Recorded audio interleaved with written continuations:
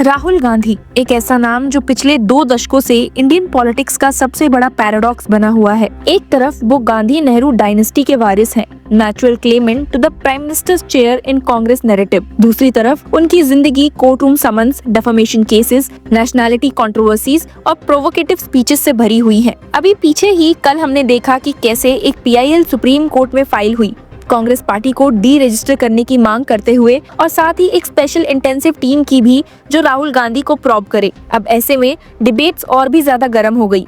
सवाल ये उठने लगे कि क्या राहुल गांधी एक परसिक्यूटेड पॉलिटिशियन हैं जो अपने हर कदम पर सिस्टम के अगेंस्ट लड़ रहे हैं, या एक केयरलेस लीडर हैं जो अपने शब्दों से बार बार कानून और ऑपोजिशन के जाल में फंस जाते हैं। और सबसे बड़ी बात, क्या ये रिपीटेड केसेस उनके विक्टिम कार्ड पॉलिटिक्स को फ्यूल करते हैं या उनके पॉलिटिकल करियर को और इरिवर्सिबली डैमेज करते हैं। दर्शकों, बात सिर्फ नेशनल लेवल या एपेक्स कोर्ट की नहीं है। देश के कई लोअर कोर्ट्स में भी राहुल गांधी के अगेंस्ट केसेस चल रहे हैं, समन्स, डेफेमेशन, कंटेम्प्ट और ना जाने क्या। ऐसे ही कुछ केसेस में हाल ही में हमें एक्शंस भी देखने को मिले। तो चलिए इस वीडियो में देखते हैं कि क्या नई डेवलपमेंट राहुल गांधी के केसेस में देखने को मिली है और कैसे उनके लिए ये लीगल लड़ाइयां अब और भी ज्यादा मुश्किल बन गई हैं। सबसे पहले शुरू करते हैं सुल्तानपुर के MP MLA कोर्ट से, जहां अभी हाल ही में एक डेफेमेशन केस जिसमें राहुल गांधी पर अमित शाह को मर्डर एक्यूज बोलने का इल्जाम है, उसकी सुनवाई 9 सितंबर के लिए एडजर्न कर दी गई। राहुल गांधी के लॉयर ने ज्यादा वक्त मांगा, जबकि पिटिशनर साइड के विटनेस कोर्ट में रेडी बैठे थे। बीजेपी के एडवोकेट संतोष पांडे ने कोर्ट के बाहर बोला, the witness was present but Rahul Gandhi's lawyer was not and yet adjournment was sought. यही वो छवि बन गई कि राहुल गांधी एक तरफ सिस्टम में विक्टिम है, लेकिन दूसरी तरफ उनके केसेस को डिले करना अब भी एक पॉलिटिकल स्ट्रैटेजी जैसा लगता है। 2018 से चालू ये सुल्तानपुर वाला केस एक पॉलिटिकल स्लग फेस्ट का क्लासिक एग्जाम्पल है। कर्नाटक असेंबली पोल्स के वक्त राहुल गांधी ने रैली में अमित शाह पर टॉन्ट मारते हुए बोला था, the BJP president who calls himself a champion of clean politics is an accused in a murder case। लेकिन रियलिटी ये थी कि अमित शाह 2014 में ही एक स्पेशल CBI कोर्ट से सोहराबुद्दीन इनकाउंटर केस में एक्विट हो चुके थे। मतलब राहुल गांधी का रिमार्क फैक्चुअली गलत था।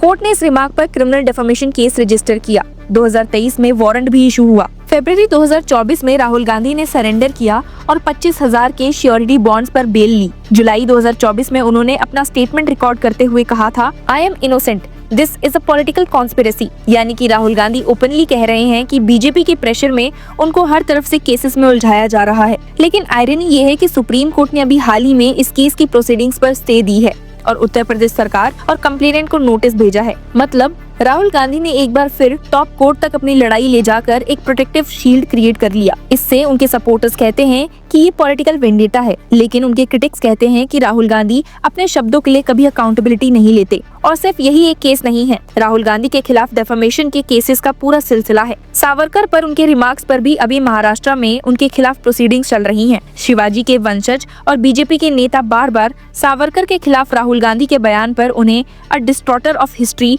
And a propagandist against Hindutva बोलते हैं। राहुल गांधी का कहना है that I am speaking the truth and it is my right. Article 19 के अंडर उनका right to free speech protected है, लेकिन कानून कहता है कि अगर आप किसी व्यक्ति या कम्युनिटी के खिलाफ डेफेमेटरी रिमार्क्स करते हो तो उसका क्रिमिनल और सिविल कॉन्सिक्वेंसेस होते हैं। राहुल गांधी की कंट्रोवर्सीज का दूसरा बड़ा चैप्टर है उनका एलिजली UK सिटीजनशिप वाला मुद्दा। 2015 में बीजेपी एक्टिविस्ट विघ्नेश शिशिर ने पिटीशन फाइल किया था कि राहुल गांधी ने UK बेस्ड कंपनी बैकऑप्स लिमिटेड के डायरेक्टर के तौर पर अपने आप को ब्रिटिश सिटीजनशिप डिक्लेयर किया था। ये एलिगेशन इतना सीरियस है कि इससे उनकी लोकसभा एफिडेविट्स भी क्वेश्चन किए गए। अभी अगस्त 2025 में रायबरेली पुलिस ने फिर से इस केस में नोटिस इशू किया है और फ्रेश एविडेंस डिमांड किया है।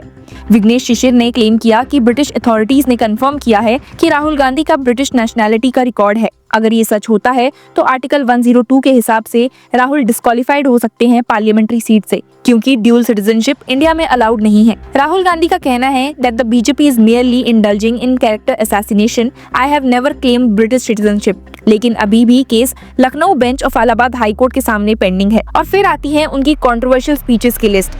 बिहार में अभी रिसेंटली रैली में राहुल गांधी ने ओपनली बोला, Narendra Modi is stealing votes. उन्होंने इलेक्शन कमीशन पर भी डायरेक्ट अटैक किया कि वो बीजेपी के साथ मिलकर वोट थेफ्ट क्रिएट कर रही है। पवन खेरा ने ट्वीट करते हुए बोला, the malicious attempts of Shiv Arora to defame Congress and Rahul Gandhi will be legally pursued. मतलब राहुल गांधी और उनकी पार्टी अब सिर्फ पॉलिटिकल ओपोनेंट्स ही नहीं बल्कि मीडिया पर भी लीगल ऑफेंसिव ले रही हैं। दर्शकों, क्रिटिक्स की माने तो यही राहुल गांधी की पॉलिटिक्स की सबसे कंट्रोवर्शियल खासियत है। एक तरफ वो अपने आप को यूथ और पुअर के चैंपियन के रूप में प्रोजेक्ट करते हैं। जॉब्स के खिलाफ अग्निवीर स्कीम, डिमोनेटाइजेशन, जीएसटी और फार्म लॉज पर उन्होंने सबसे ज्यादा अटैक किया। लेकिन दूसरी तरफ उनके शब्दों का रेकलेस यूज उन्हें बार बार कानूनी चक्कर में ले जाता है। जैसा सारनाथ में उन्होंने सिख कम्युनिटी की सेफ्टी पर रिमार्क किया था, that India is not a safe environment for Sikhs. इस पर भी केस फाइल हुआ और अब री हियरिंग ऑर्डर हुई है। सुप्रीम कोर्ट के जजमेंट्स ने इस एंटायर डिबेट को और कॉम्प्लेक्स बना दिया है। सुब्रमण्यम स्वामी वर्सेस यूनियन ऑफ इंडिया 2016 में कोर्ट ने कहा था कि क्रिमिनल डेफेमेशन वैलिड है क्योंकि किसी की रेपुटेशन भी आर्टिकल 21 के अंडर एक फंडामेंटल राइट है, यानी कि फ्री स्पीच एब्सोल्यूट नहीं है। यही रीजन है कि राहुल गांधी की हर स्पीच पर लीगल केसेस पॉसिबल होते हैं।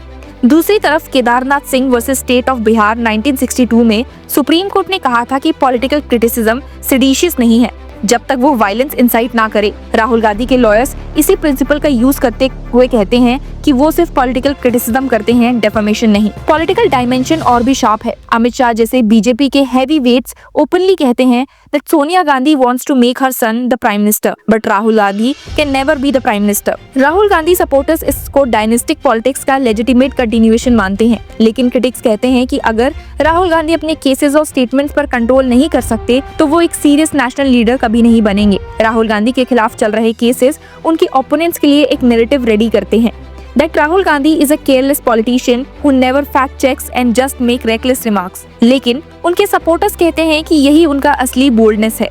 He dares to speak against Modi and the BJP, and that is precisely why so many cases are filed against him। तो आखिर सच क्या है? क्या राहुल गांधी एक विक्टिम है जो पॉलिटिकल वेंडेटा का शिकार है, या एक इररिस्पॉन्सिबल लीडर जो अपने वर्ड्स का बर्डन समझ नहीं पाते?